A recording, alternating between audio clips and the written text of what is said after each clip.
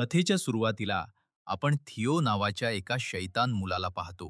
तो व्हिडिओ गेमचं आमिष दाखवून आपलं होमवर्क नेहमी इतरांकडून करून घ्यायचा. घरी सुद्धा तो समोरून आत न येता पाईपवर चढून खिडकीतून आपल्या खोलीत शिरायचा.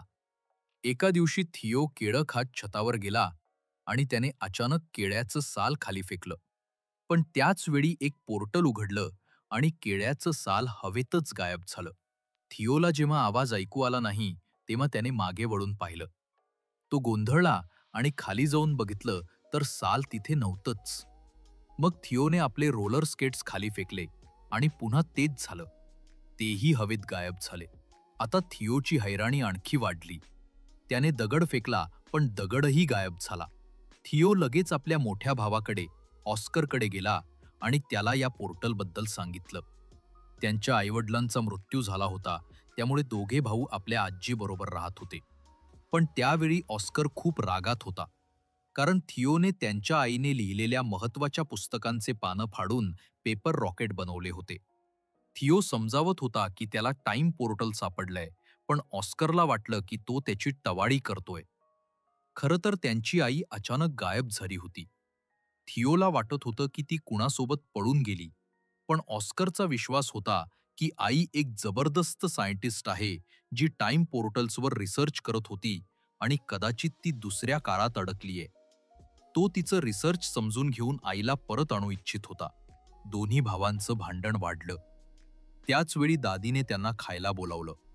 तिच्यासमोर ते शांत राहिले, पण तिच्या गेल्यानंतर पुन्हा भांडण सुरू झालं. रागाच्या भरात ऑस्करने थिओला शिवी दिली. त्यावर रागावून थिओने ऑस्करचं टर्टल पोर्टलमध्ये फेकून दिलं. टर्टल हरवल्यामुळे ऑस्कर बेचैन झाला. त्याने टर्टलचे मिसिंग पोस्टर्स लावले. तो आपल्या टर्टलवर खूप प्रेम करायचा आणि त्याच्या हरवल्यामुळे तो रडत बसला. थिओला आपली चूक उमगली आणि सर्व काही सुधारण्यासाठी त्याने पोर्टलमध्ये उडी मारायचं ठरवलं. पोर्टलमध्ये गेल्यावर त्याला आत सगळ्या वस्तू पडलेल्या दिसल्या आणि टर्टल सुद्धा तिथेच होता.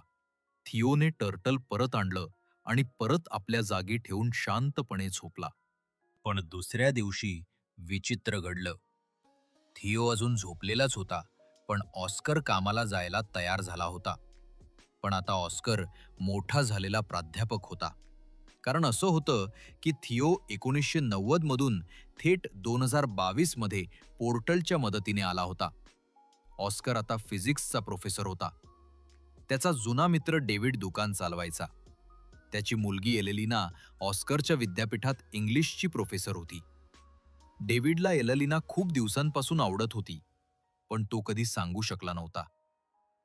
एलेलिनाचा डिवोर्स झाला होता आणि ती 2 मुलांची आई होती. थिओ उठून आपल्या दादीकडे गेला.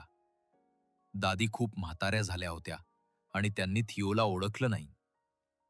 जेव्हा ऑस्करने त्याला पाहिलं, तेव्हा तो चकित होऊन बेशुद्ध पडला. शुद्धीवर आल्यावर त्याने विचारलं, "खरंच तूच आहेस का थिओ?" थिओही गोंधळला आणि विचारलं, "तू कोण? माझं नाव तुला कसं माहीत?"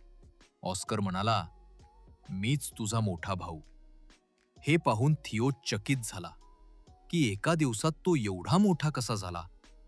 थोड्या बोलण्यात त्यांना समजलं की थिओ कशीतरी 2022 मध्ये पोहोचलाय. थिओला 1990 मध्ये परत जायचं होतं. तो छतावर गेला, दगड फेकून पाहिला, पण आता पोर्टल गायब झालं होतं. ऑस्करने सांगितलं की टाइम ट्रॅव्हल इतका सरळसोट नसतो. ज्या पोर्टलने तू आलास ते परत नेईलच असं नाही. म्हणून त्यांना नवं पोर्टल शोधावं लागणार होतं. ते दोघे प्रयत्न करत राहिले. थिओला ऑस्करचा फोन बघून आश्चर्य वाटलं. नंबर फिरवायचे नाहीत, वायर नाही आणि व्हिडिओ गेम्स खूप ॲडव्हान्स झालेले. थिओला आठवलं की त्याने आईच्या रिसर्च पानांमध्ये एक हाताने लिहिलेली लिस्ट पाहिली होती, जी त्याने डिक्शनरीत लपवली होती. त्यांनी दादीला विचारलं तर तिने सांगितलं की ती डिक्शनरी डेव्हिडला दिलीये. मग ते दोघे डेव्हिडकडे गेले. तिथे एलेलिनाही भेटली. तिने विचारलं, "हा मुलगा कोण?" ऑस्करने खोटं सांगितलं, "तो माझ्या चुलत भावाचा मुलगा आहे." एलेलिनाने त्यांना घरी बोलावलं. तिचे दोन्ही मुलं व्हिडिओ गेम खेळत होती.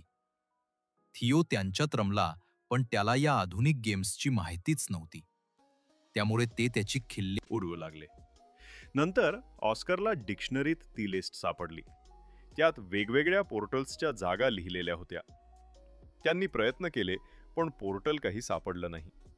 ऑस्कर निराश झाला, पण रिसर्च सुरू ठेवला. थिओ मात्र त्याला विचारत राहिला, तुझा काही मित्र का नाही? तू एलेलिनाशी आपलं प्रेम का नाही बोलला? थिओनं चुपचाप ऑस्करच्या फोनवरून डेव्हिड आणि एलेलिनाला घरी डिनरला बोलावलं. ऑस्कर चकित झाला, पण त्या भेटीत तो आणि एलेलिना जवळ आले. एलेलिनाला संशय आला की हा मुलगा खरोखरच ऑस्करचा भाऊ आहे. तिनं चौकशी केली. थिओनं कबूल केलं की तो 1990 मधून टाइम पोर्टलनं आला आहे. ऑस्करनं ते सिद्ध करून दाखवलं. ऑस्करनं समजावलं की 3 प्रकारचे पोर्टल असतात. पहिल्या प्रकारचं सरळ एका काळातून दुसऱ्यात नेतं. दुसरं अनोळखी काळात फेकून देतं. आणि तिसरं पोर्टल अत्यंत धोकादायक असतं, ज्यातून बाहेर पडता येत नाही. थिओ पहिल्या प्रकारचं पोर्टल वापरून आला होता. ते दोघं रोज पोर्टल शोधत होते. या दरम्यान ऑस्कर आणि एलेलिना एकमेकांच्या आणखी जवळ आले. पण एलेलिनाला भीती वाटत होती की थिओ परत गेल्यास तिचं भविष्य बदललेल. तिची मुलं जन्माला येणारच नाहीत. ऑस्करनं तिला वचन दिलं की तिचं आयुष्य तसंच राहील. थिओनं हुशारीनं एलेलिनाच्या मुलांची मदत घेतली. त्यांनी कोऑर्डिनेट्स शोधले आणि समुद्रकिनारी उडी मारली. पण 1990 ऐवजी ते तिघे 1949 मध्ये पोहोचले. तेथे जगायचं कसे हा प्रश्न होता. त्यांनी आधुनिक गॅजेट्स वापरून लोकांसमोर माइंड रीडिंग शो केला आणि पैसे कमावले. पण पोलिसांनी पकडलं. पळताना त्यांना एका अनोळखी माणसानं पळवून नेलं. दरम्यान 2042 मध्ये ऑस्कर आणि एलेलिनानं पुन्हा पोर्टल वापरून 1949 मध्ये प्रवेश केला.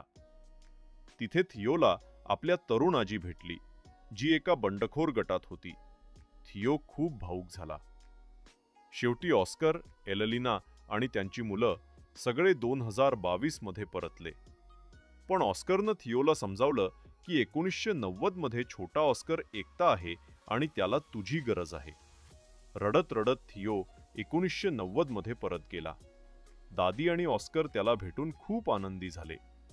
थिओने त्यांना खोटी गोष्ट सांगितली की तो गँगने किडनॅप केला होता.